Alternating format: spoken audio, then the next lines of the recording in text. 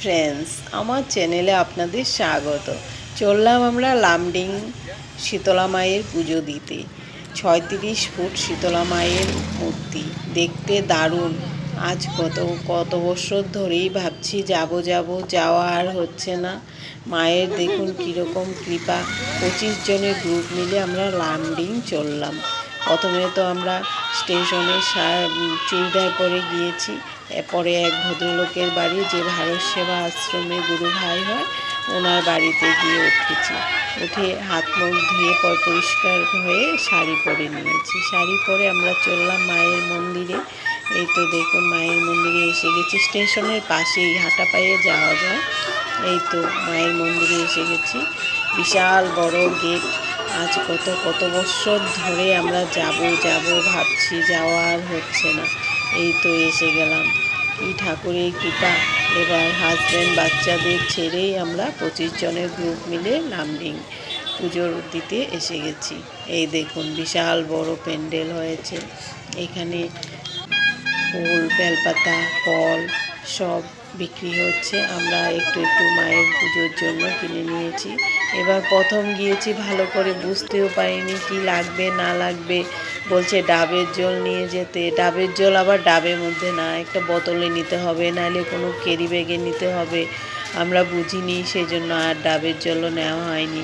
ফল, মিষ্টি, পেঁপে, এরকম নানান ধরনের ফল টল নিয়ে নিয়েছি। আমি বাড়ির থেকে একটা পেঁপে নিয়ে গিয়েছিলাম। পেঁপেটা খুব সুন্দর ছিল।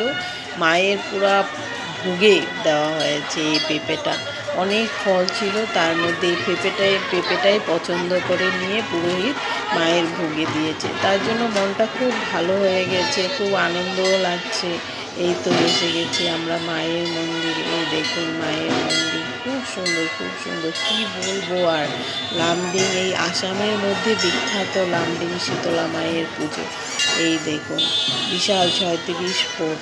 এত বড় মূর্তি তো আর পূজা হয় না, তার জন্য একটা ছোট করে মূর্তি বানানো হয়েছে, ওটার মধ্যেই পুজো হচ্ছে। এই তো আমরা চারপাশটা একটু ঘুরেও দেখেছি। এই তো দেখুন খুব সুন্দর, খুব ভালো লেগেছে। লামডিং খুব বড় একটা শহর না যেহেতু, কিন্তু খুব ভালো লাগছে আমাদের। আশেপাশে তো আমরা যাইনি। এই মন্দিরের চারিদিকে এলাকাটাই একটু ঘুরে দেখেছি। আপনাদেরকেও ঘুরিয়ে দেখার জন্য একটু চেষ্টা করেছি। দারুণ লাগছে। আসামে কে আমাদের বন্ধু বান্ধবী আছে, ফেসবুক ফ্রেন্ড, আপনারা গিয়েছেন কি না জানি না। কে গিয়েছেন কমেন্টে জানাবেন। এই তো মায়ের মূর্তি খুব সুন্দরভাবে আমি উঠিয়েছি। এই দেখুন অত ভিড় ছিল না যেহেতু, সেজন্য খুব ভালো করে উঠাতে পেরেছি। এই দেখুন দারুণ, কি বলবো আর। একবার নিশ্চয়ই যাবেন আপনারা, আসামে যে আছেন। দূরের যাত্রীদের তো আর হবে না।